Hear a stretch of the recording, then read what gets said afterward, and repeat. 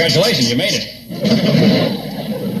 You always drive it that way? No, I don't always drive it that way. It's stuck in reverse. Where can I get it fixed? Well, that shouldn't be too hard. Well, it won't be easy either. What kind is it? Oh, it's a, Hoyt Clagwell? What's so funny?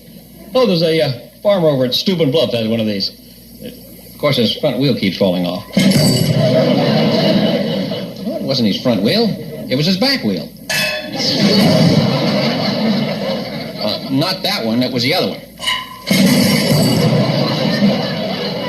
Yeah, that's the one.